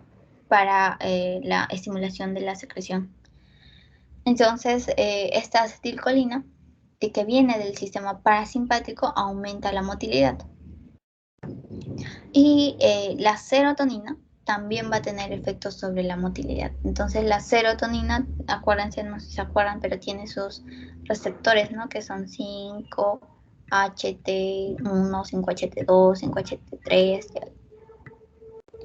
Todos estos receptores son receptores de la serotonina y también va a tener ciertos efectos de la motilidad.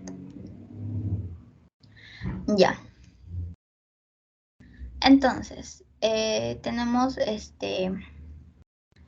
varios neurotransmisores que afectan lo que es la motilidad intestinal, ¿no? Como les decía, acetilcolina, aumenta lo que es la contracción del músculo liso, aumenta la secreción salival, la secreción gástrica. ¿Por qué? Porque la acetilcolina viene del sistema nervioso parasimpático. ¿Y el sistema nervioso parasimpático de qué viene? ¿Qué se le dice? Que es un sistema secretagogo, ¿no? También tenemos la noradrenalina. Sí relaja el músculo liso, ¿no? Evita que haya peristaltismo, pero de todas formas aumenta la secreción salival. También tenemos la sustancia P, que aumenta la contracción del músculo liso, también aumenta la contracción salival, ¿ya? Y los opiáceos, por ejemplo, las encefalinas, que son opiáceos naturales que nosotros tenemos, disminuyen, ¿no? La secreción intestinal y también la contracción del músculo liso.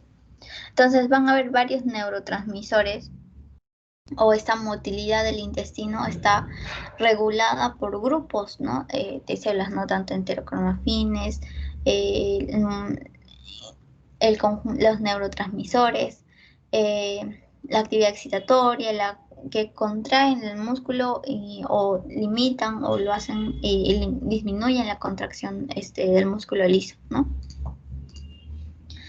Por ello, nosotros vamos a hablar de agentes procinéticos. ¿Qué quiere decir? Porque nosotros queremos aumentar la motilidad. Entonces vamos a ver los antagonistas de la dopamina, antagonistas de la serotonina y antagonistas de la motilina, ¿ya? Esos son nuestros 3 grupos de fármacos que vamos a tocar en esta parte. Ahora, los antagonistas de los receptores de dopamina. Tenemos que recordar que la dopamina o estos receptores dopaminérgicos se encuentran, ¿no?, en el sistema nervioso central y en la periferia, ¿no?, en los órganos. Ahora, el receptor D2 inhibe las enzimas adenilciclasa que están mediadas por la acetilcolina. Entonces, ¿qué quiere? Cuando nosotros, como inhiben la acetilcolina, cuando nosotros bloqueamos al D2, ¿qué pasa? Aumentamos la motilidad intestinal, ¿no? Ahora, D1, o el receptor de dopamina 1, activa la enzima adenilciclasa, provocan vasodilatación, tanto mesentérica, coronaria, cerebral. Entonces nosotros vamos a preferir aumentar este D1 y antagonizar D2, ¿no? Entonces, dentro de estos antagonistas del receptor de dopamina tenemos a la metoclopramida, ¿ya? Este es un antagonista de D2, acuérdense, esto es importante. Antagonista de D2, ¿ya? ¿Y cómo es efecto? Tiene un efecto, esta metoclopramida tiene un efecto a nivel de dopamina y a nivel de serotonina. Primero, va a agonizar, es agonista del receptor 5-HT4 de la serotonina, que mejora la motilidad, 5-HT4, aquí está. 5-HT4 mejora la motilidad, ¿no? También es un receptor serotoninérgico. Ahora, es antagonista del 5-HT3. Y este 5-HT3 tiene estimulación vagal y estimulación central. Por ello, la metoclopramida, al inhibir este receptor 5-HT3, va a causar o va a actuar como antiemético. ¿Qué quiere decir? Que va a evitar los vómitos, ¿no? Las náuseas, vómitos. Es antiemético. Entonces, ya sabemos. Metoclopramida aumenta la motilidad intestinal y actúa como antiemético, ¿no? También actúa antagonizando el receptor de dopamina D2, que es el más, su función más importante, por así decirlo, y va a sensibilizar a los receptores muscarínicos del músculo liso, que quiere decir que al sensibilizar estos receptores va a haber más acetilcolina que se una a los receptores muscarínicos y aumenta la motilidad intestinal, ¿no? Entonces, ¿cómo actúa esta metoclopramida? Primero va a generar contracciones coordinadas que van a ayudar al tránsito intestinal. Y básicamente aumenta el tono del esfínter esofágico inferior y estimula las contracciones, ¿no?, tanto del antro, del estómago, y del intestino delgado, ¿ya?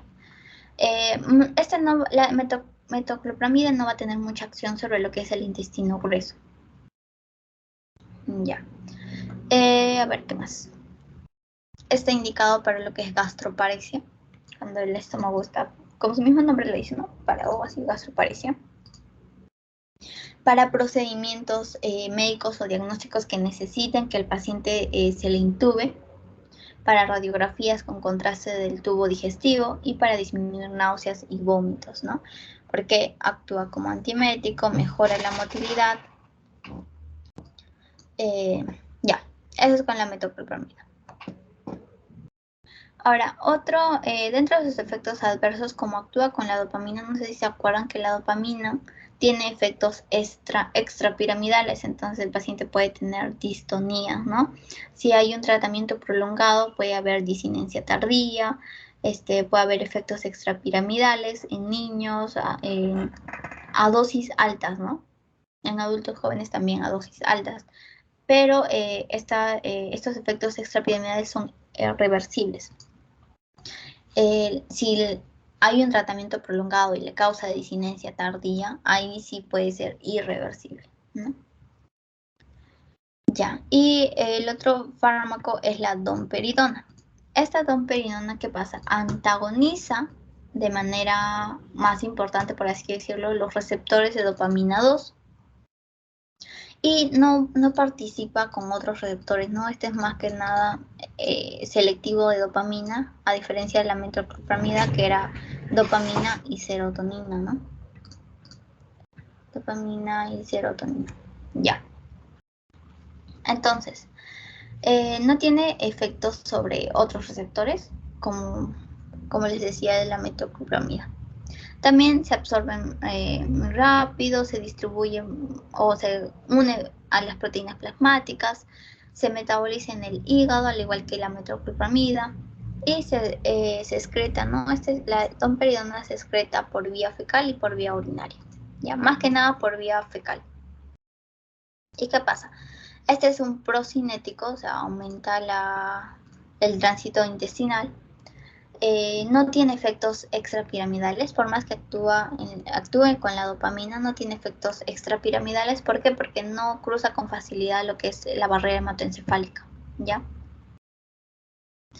Y si actúa en zonas del sistema nervioso central, puede ser causando vómitos, aumentando la temperatura, puede producir galactorrea, pero en general no. Y dentro de sus efectos adversos significativos, o bueno, dentro de sus efectos es que no tiene efectos o no actúa en lo que es la motilidad gastrointestinal inferior, ¿no? O sea, el intestino grueso, al igual que la metoclopramida. Ya, esos son los antagonistas de receptores 2. Ambos que quieren aumentar la motilidad gastrointestinal. Solo que la metoclopramida aumenta antagonizando los receptores de dopamina y antagonizando el receptor de serotonina 5-HT3, lo que le da su efecto antiemético, y también agoniza el 5-HT4, que es al igual que todos de serotonina, receptor 5-HT4 de serotonina, que también mejora la motilidad, ¿no? Y la domperidona solo actúa en el receptor de dopamina. Ya, muy bien, chicos. Ahora, otro grupo de fármacos son los agonistas del receptor de serotonina. Entonces, tenemos que acordarnos que el 70% de la serotonina estos receptores de serotonina se encuentran en el tracto gastrointestinal. Entonces, va a tener varios estímulos, desde la presencia de alimento, la presencia de acidez y la presencia de contractibilidad. Todos estos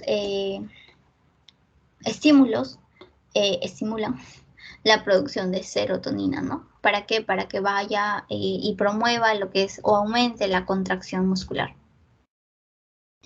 Y puede ser por estímulo vagal, estimulando los receptores 5-HT4 y 5-HT1, ¿ya? 5-HT4 y 5-HT1. También pueden haber receptores que estimulen la contractibilidad intestinal, la producción de óxido nítrico, van a promover otros receptores la relajación intestinal. Entonces tenemos que saber qué receptores van a aumentar la contracción y qué receptores van a disminuir o van a relajar, ¿no? Van a aumentar la relajación intestinal. Entonces tenemos nuestra neurona excitatoria colinérgica, que se va a unir al receptor 5-HT3 y 5-HT4. Ya, aquí está el 4. 5-HT3 y 5-HT4, ¿ya? Estos van a promover la contracción, ya, el 5-HT3 y el 5-HT4. Ahora, si nosotros inhibimos el 5-HT1, vamos a promover lo que es la relajación, ¿ya? Entonces, una neurona inhibitoria con el receptor 5-HT1 va a promover la relajación. Y aquí tenemos dos fármacos. Tenemos la cisaprida, que básicamente es un agonista del 5-HT4, que estimula la actividad o aumenta la motilidad gastrointestinal, ¿no? Y también va a actuar en el 5-HT3, pero de manera más débil, ¿ya? Entonces, esta cisaprida, ¿qué pasa? Aumenta o estimula el músculo liso. Ya. Está contraindicado. Causa muchos problemas esta cisaprida, ¿no? Está contraindicado en pacientes que tienen problemas cardiovasculares. ¿Por qué? Porque exactamente esta cisaprida causa efectos adversos cardiovasculares, ¿no? Por ejemplo, aumenta el intervalo QT, aumenta lo que es, puede causar lo que es las arritmias ventriculares, las enfermedades, agrava las enfermedades isquémicas cardíacas, la insuficiencia cardíaca congestiva o anormalidades en los electrolitos, ¿no? Y tenemos otro fármaco que es la prucaloprida. Este es más moderno, este es un agonista específico del receptor 5-HT4. 5-HT4 que les decía aumenta la motilidad, ¿no? Y esta prucaloprida actúa a nivel de todo el intestino, ¿ya? Todo el intestino. Entonces, a veces esta prucaloprida lo usamos para estreñimiento crónico, ¿no? Porque va a mejorar lo que son los hábitos intestinales, ¿no? Y ayuda al paciente que tiene un cuadro de estreñimiento ya bastante tiempo. Y dentro de sus efectos adversos puede ser las náuseas, diarrea, dolor abdominal o cefalea, ¿ya? Entonces acuérdense, cisaprida, que ya no se usa mucho, y la prucaloprida, que es un agonista del 5-HT4. Entonces, los que aumentan la contractibilidad intestinal o la motilidad intestinal, hablando de serotonina, es el 5-HT3 y 5-HT4, ¿ya?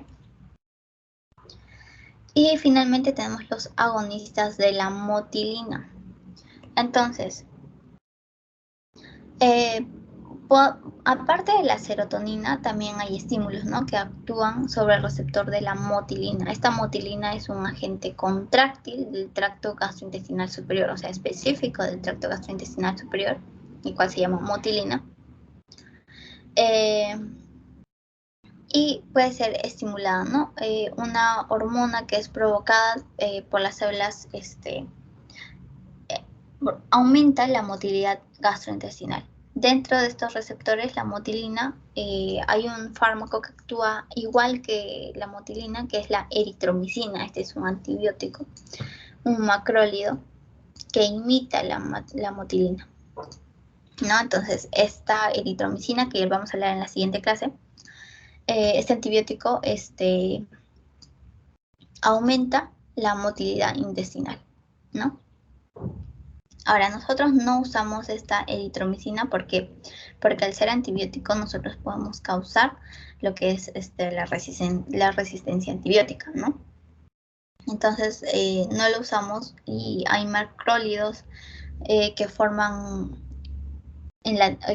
parte de la terapia, sea de neumonías, infecciones de Helicobacter pylori. Entonces, si nosotros le damos una eritromicina para aumentar la motilidad, vamos a generar resistencia, ¿no? Preferimos dar esta eritromicina para pacientes que tengan infección de Helicobacter pylori, que tengan neumonías y necesiten aumentar su motilidad, ¿no? No causamos así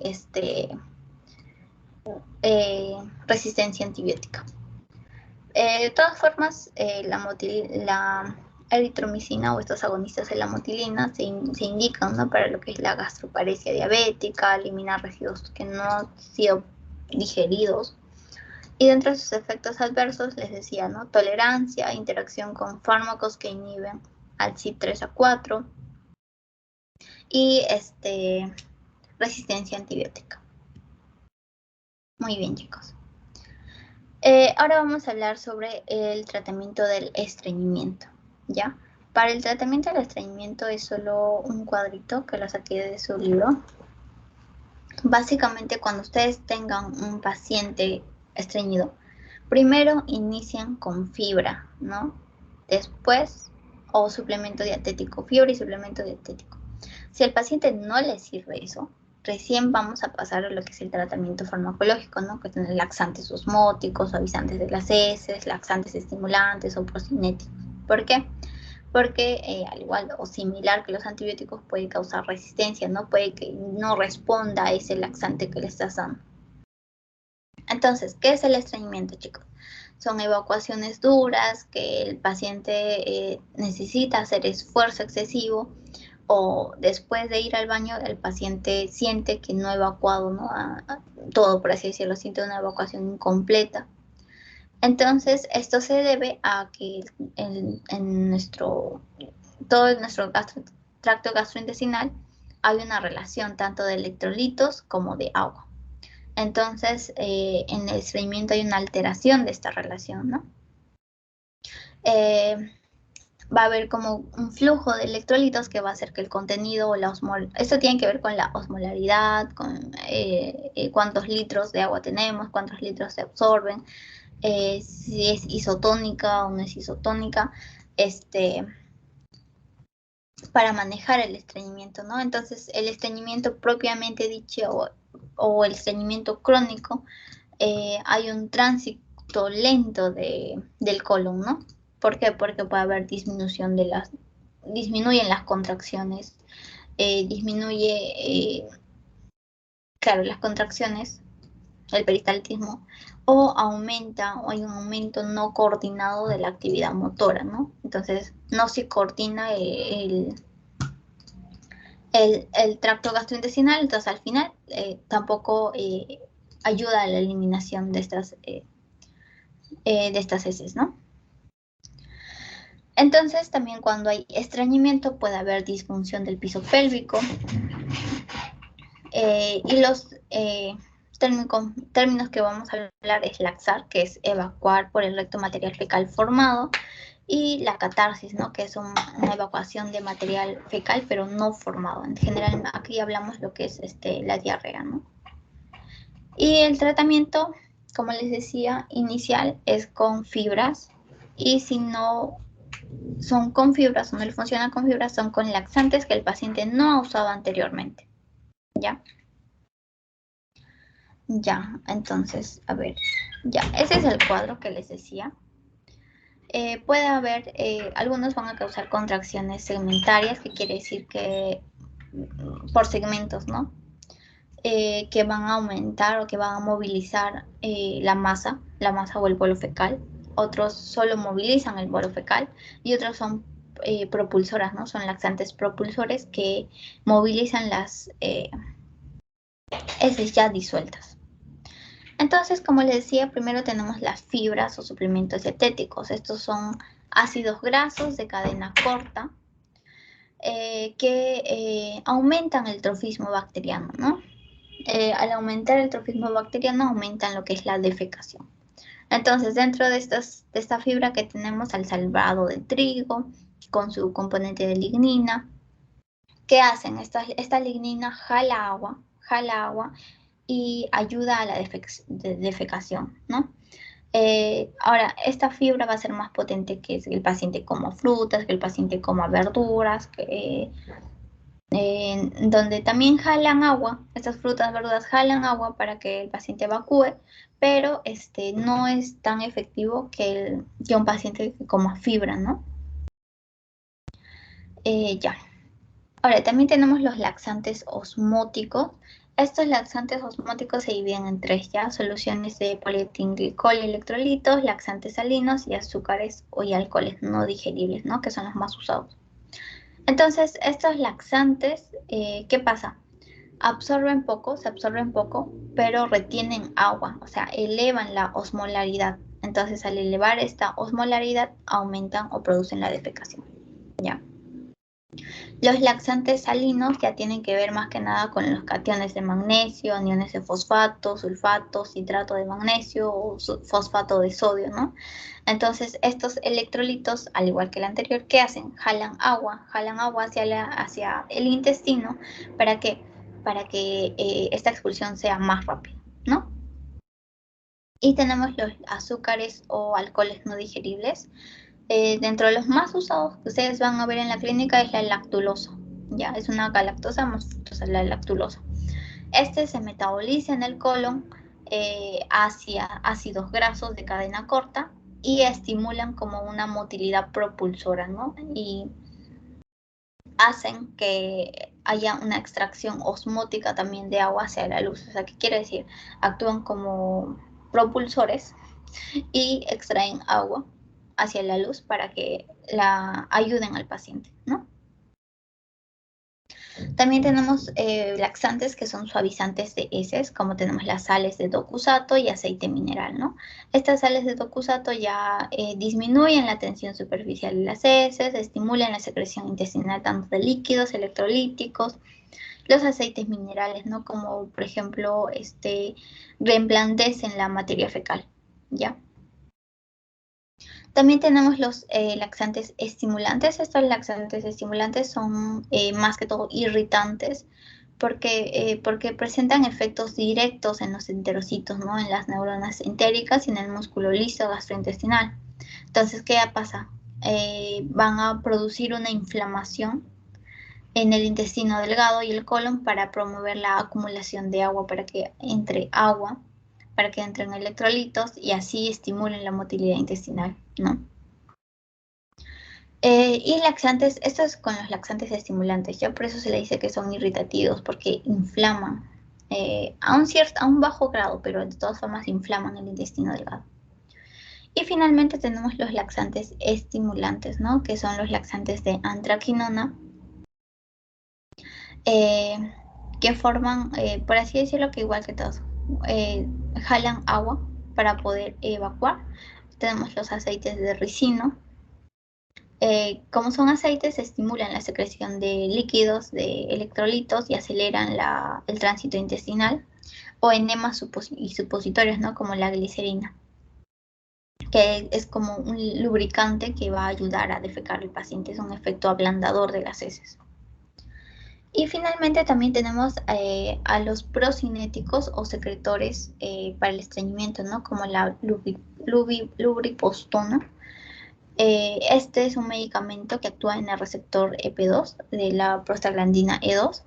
Entonces, este procinético, ¿qué hace? ¿O qué es un procinético? Estos medicamentos mejoran el tracto gastrointestinal mediante la interacción de ciertos receptores, como les decía, ¿no? El receptor EP2.